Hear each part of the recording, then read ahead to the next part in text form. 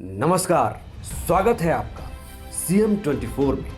TV 24 का मध्य प्रदेश के मुख्यमंत्री डॉक्टर मोहन यादव की गतिविधियों का एक जीवंत और अनोखा बुलेटिन। हर 24 घंटे की धड़कन सीधे आपके घर तक। यहाँ हम देखते हैं उनके विजन, विकसित मध्य प्रदेश, मिशन टेक्नोलॉजी से समृद्ध राज्य और उन योजनाओं का सफर जो करोड़ों जिंदगियों में नई उम्मीदें जगा रही है। रियल टाइम अपडेट्स, ज़मीनी पहल और जनता के बीच पहुंचते फैसले, यही है सीएम 24 की असली पहचान। सीएम 24, जहां हर घंटा बनता है इतिहास। नमस्कार, आप सभी का स्वागत है टीवी 24 में। मेरा नाम है सिद्धांत त्रिपाठी और आप सभी देख रहे हैं हमारी खास पेशकश सीएम 24। तो साल 2025 अब खत्म होने को है, जिसमें कि मध्य प्रदेश के राजनीतिक और प्रशासनिक इतिहास में 2025 एक ऐसा साल बनकर उभरा जिसने की नीतियों से ज्यादा नीयत को परखा। मुख्यमंत्री डॉक्टर मोहन यादव के नेतृत्व में साल सिर्फ घोषणाओं का नहीं बल्कि कर्म, निरंतरता और निर्णायक फैसलों का साल रहा। देखिए हमारी खास रिपोर्ट। 2025 में मुख्यमंत्री डॉक्टर मोहन यादव की कार्यशैली फाइलों और दफ्तरों तक ही सीमित नहीं रही।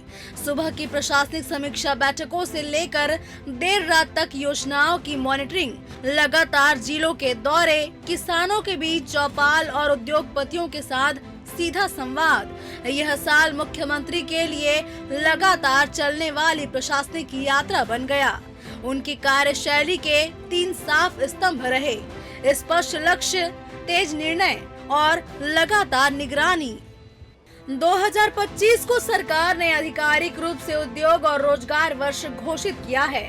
ग्लोबल इन्वेस्टर समिट के जरिए मध्य प्रदेश ने खुद को देश और दुनिया के निवेशकों के सामने एक भरोसेमंद राज्य के रूप में प्रस्तुत किया। क्षेत्रीय औद्योगिक सम्मेलनों ने यह संदेश साफ कर दिया है कि विकास सिर्फ भोपाल और इंदौर तक ही सीमित नहीं रहेगा, बल्कि विंध्य, बुंदेलखंड और महाकौशल तक भी औद्योगिक मानचित्र भी आएंगे। पॉलिसियों को न केवल लॉन्च किया है, बल्कि ये भी मान के चल रहे हैं कि अभी तो ग्लोबली हम एक बार इस प्रकार से कार्यक्रम कर रहे हैं, बाद में अलग अलग एक सब्जेक्ट वाइज भी सबमिट करने वाले हैं। एग्रीकल्चर सेक्टर से चालू होकर के हमारे जिस प्रकार से वर्तमान का समय चल रहा है, मैं मान के चलता हूँ कि मध्य प्रदेश के दरवाजे आपके लिए सदैव खुले रहेंगे। हमारी अपनी सरकार के बलबूते पर जो जो हो सकता है वो हम सब कर रहे हैं। सरलीकृत व्यवस्था और ये वसुधैव कुटुंबकम की जो भावना है, और वैसे तो आज हमने यहाँ सत्र की शुरुआत ही बाबा महाकाल की आरती से की है। ये हमारा सबका सौभाग्य है। इन्वेस्टमेंट डाटा 2025, 30.77 लाख करोड़ के निवेश प्रस्ताव, 21 लाख से अधिक संभावित रोजगार, 7 क्षेत्रीय औद्योगिक सम्मेलन, सिंगल विंडो क्लियरेंस 2.0 लागू, 90% परियोजनाओं को 30 दिन से कम समय में सैद्धांतिक स्वीकृति। मुख्यमंत्री डॉक्टर मोहन यादव का स्पष्ट कहना रहा, निवेश का मतलब केवल MOU साइन करना नहीं, बल्कि फैक्ट्री की निर्माण और युवाओं के हाथ में नौकरी देना है। यही कारण रहा कि सरकार ने निवेश को टाइम बाउंड क्रियान्वयन मॉडल से जोड़ा। हमने निर्णय किया कि रीजनल इंडस्ट्री का एन्क्लेव होना चाहिए, तो छोटे छोटे संभाग केंद्रों पर, ये मानता हूँ ग्वालियर जबलपुर तो बड़े थे, भोपाल भी बड़ा था, लेकिन इंडस्ट्री का एन्क्लेव पहली बार हुई। कई लोग आश्चर्य जब हम कर रहे थे कि बड़े बड़े उद्योगपति आकर के कहते ग्वालियर में हम पहली बार आए, 3000 करोड़ का बड़ा एक इंडस्ट्री का पार्क। ऐसे निवाड़ी जैसे जगह जिले में एक बड़ा इंडस्ट्री, अब निवाड़ी 1.5 विधानसभा का जिला, लेकिन निवाड़ी जैसे जिले में एक 3000 करोड़ का बड़ा कारखाना इस्पात का अगर वो लगता है तो ये हमको सबको प्रेरणा भी देता है, गर्व भी होता है। 2025 में रोजगार नीति की दिशा बदली। सरकार का फोकस सिर्फ सरकारी भर्तियों तक ही सीमित नहीं रहा। युवाओं को स्किल ट्रेनिंग और उद्योग से सीधे जोड़ने की नीति अपनाई गई। IT, EV और इसके साथ ही टेक्सटाइल और फूड प्रोसेसिंग सेक्टर में भी तेजी से रोजगार के अवसर बने। किसान की पृष्ठभूमि से आने वाले मुख्यमंत्री के लिए कृषि केवल राजनीतिक मुद्दा नहीं बल्कि संरचनात्मक सुधार का विषय रही। केन बेतवा लिंक परियोजना, पार्वती काली सिंधी चंबल योजना, इसके साथ ही ताप्ती बेसिन परियोजना के जरिए सिंचाई क्षमता बढ़ाने पर जोर दिया गया। सरकार का लक्ष्य रहा खेती को जोखिम से निकालकर स्थिर और सुरक्षित आय की ओर ले जाना। क्या होगा भगवान जाने कैसे करेंगे, लेकिन केन बेतवा नदी जोड़ों का जो लाभ मिला है बहुत तेज गति से, और अब तो रोज नए नए जिले जुड़ रहे हैं। नहीं तो हम इधर कभी सोचते नहीं थे कि भोपाल, इंदौर, उज्जैन ये तो नर्मदा जी से जुड़ गए थे, लेकिन ये पार्वती काली सिंध चंबल का कैचमेंट एरिया है। इधर नीमच, मंदसौर, चंबल तो वर्षों से थी, गांधी सागर डैम भी वर्षों से था, लेकिन नीमच मंदसौर में सिंचाई का रकबा का हमारा पानी, हमारी नदी, हमारा कार्यक्षेत्र, लेकिन पीकेसी योजना से अब लाभ पूरा लेंगे। तीसरा हमारा एग्रीकल्चर सेक्टर है। एग्रीकल्चर सेक्टर में हमारे वर्तमान में जो जितने भी प्रोजेक्ट चल रहे हैं वो युवाओं को रोजगार देने के लिए, गरीब की गरीबी दूर करने के लिए, लेकिन एग्रीकल्चर में जितनी ग्रोथ रेट हमारी है उस ग्रोथ रेट को मेंटेन करते करते जो वर्तमान में हमारा सिंचाई का रकबा, जैसे केवल जानकारी के लिए बताऊंगा कि हमारा ये जो सिंचाई का रकबा लगभग 42 लाख हेक्टेयर था, आज की स्थिति में हम इसको 54 लाख हेक्टेयर तक ले रहे हैं, लेकिन 5 साल में हम 100 लाख हेक्टेयर तक ले जाने वाले हैं। जब 100 लाख हेक्टेयर तक ले जाएंगे तो ये जितनी बड़ी बड़ी परियोजना मैंने नदी जोड़ों की बताई, इसके साथ साथ जो प्रोजेक्ट हमारे चल रहे हैं उसका डिटेल भी हम दे देंगे कि हम ये जो कह रहे हैं ये ठोस कह रहे हैं, लेकिन इतना भी जानते हैं कि जब हमारा सिंचाई का रकबा बढ़ेगा तो हमारी एग्रीकल्चर ग्रोथ रेट भी बढ़ेगी और क्रॉप हमारे पास ज़्यादा आती है तो उसकी चुनौती भी बढ़ती जाएगी। तो हमारी क्रॉप की प्रोसेसिंग यहीं हो जाए, हमारे किसानों को उसका दाम सही मिल जाए, उसमें कोई कठिनाई नहीं आए, इसीलिए इस दिशा में हम लगातार काम कर रहे हैं। और ये एक बड़ा टारगेट है, जब हम अपने किसानों की समृद्धि के लिए तीनों तरह से काम करेंगे, वो बागवानी के क्षेत्र में जाए, वो वार्षिक खेती उत्पादन में काम करे, सब्जी बाकी चीज़ों में, लेकिन मसाले की खेती भी करे, आयुर्वेदिक खेती भी करे, और उसी के साथ साथ जैसे मान लो ज़्यादा प्याज आ जाए तो प्याज उसको फेंकना नहीं पड़े, तो इसलिए हम एरिया आइडेंटिफाई करके प्याज से पाउडर कैसे बनता है, लहसुन से पाउडर कैसे बनता है, तो उससे जुड़ी हुई इंडस्ट्रियों को जोड़ करके उसकी प्रत्येक क्रॉप का दाम भी सही मिले और कठिनाई नहीं आए, इस पे भी काम करें। 2025 में महिला सशक्तिकरण सिर्फ योजनाओं तक ही सीमित नहीं रहा।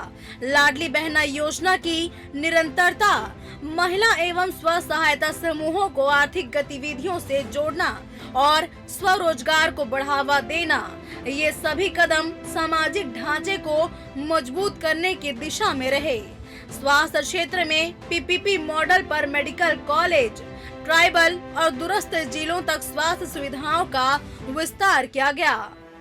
नारी सशक्तिकरण के तो सभी एक तरह से जो पुरुष कर रहे हैं वो हमारी बहनों के लिए मौका मिल रहा है, और ये बात भी सही है कि हमने तो अपनी तरफ से, और अगर कोई इंडस्ट्री लगाती है बहन, कोई अपना स्वयं का व्यवसाय कराती है, तो 5% की ओर हमने ब्याज दर में छूट दी है कि अगर ये करती तो उनको विशेष मदद मिलना चाहिए ताकि प्रोत्साहन मिले।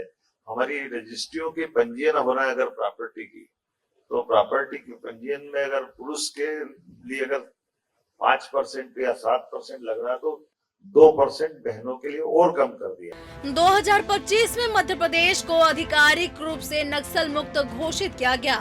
यह उपलब्धि केवल सुरक्षा बलों की कार्रवाई नहीं बल्कि विकास, विश्वास और प्रशासनिक इच्छा शक्ति का परिणाम रही। सरकार का संदेश साफ था, अब राज्य में भय नहीं, विकास का शासन होगा। हमें गर्व है इस बात का कि माननीय प्रधानमंत्री ने तय किया और माननीय गृह मंत्री जी ने लगातार ध्यान दे करके, जो 35-37 साल पुरानी एक चुनौती थी 2-4 साल के समय में, और अब तो डेडलाइन डिसाइड की। सच में जब उनने डेडलाइन डिसाइड की कि मार्च 2026 तक नक्सल वाली मूवमेंट समाप्त कर देंगे, तो मैं भी थोड़ा चौंक गया था कि कहीं ऐसा तो नहीं। मैंने गृह मंत्री जी से निवेदन भी किया, हमने कहा नहीं, बिल्कुल चिंता मत करो, ये समय सीमा में हो जाएगा। बड़ा सुन के अच्छा भी लगा। लेकिन बीते साल जब बात की, क्योंकि मैं अपने राज्य की दृष्टि से अगर देख के बताऊंगा तो आप सब जानते हैं हमारा भौगोलिक रूप से इतना बड़ा मंडला बालाघाट डिंडोरी का क्षेत्र, जिसमें रिजर्व फॉरेस्ट इतना बड़ा, ऐसे में 25, 30, 40 लोगों को खोज के निकालना यही चुनौती रहती। तो ये हमारा मंडला बालाघाट डिंडोरी पहले तो क्रमबद्ध रूप से हमारे सारे जिले एक के बाद एक उस लाल आतंक से मुक्त होते गए, और अब जाकर कल जब जीरो की स्थिति बनी तो ये बड़े सौभाग्य की बात भी है, और ये उन सबको सलाम भी है जिनने अपना बलिदान दिया। हमारे कई सारे जवानों ने, हमारे आम नागरिकों ने इसकी कीमत चुकाई।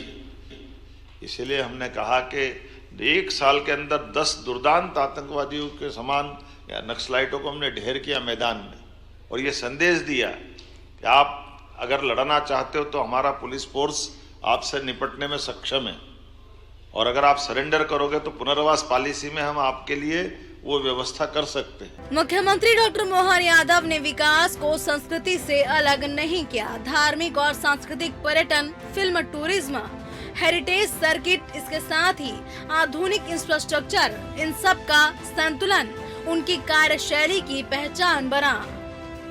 पारदर्शी सिस्टम और सख्त मॉनिटरिंग से सरकार की साख को और भी मजबूत किया। अब सवाल यही है, क्या 2025 ने यह साबित कर दिया कि नेतृत्व शोर नहीं, परिणामों की पहचान जाता है? और क्या डॉक्टर मोहन यादव वाकई में बदलाव के बाजीगर बनकर उभरे हैं? डॉक्टर मोहन यादव के लिए इमेज बनाने का नहीं, इतिहास रचने का वर्ष रहा।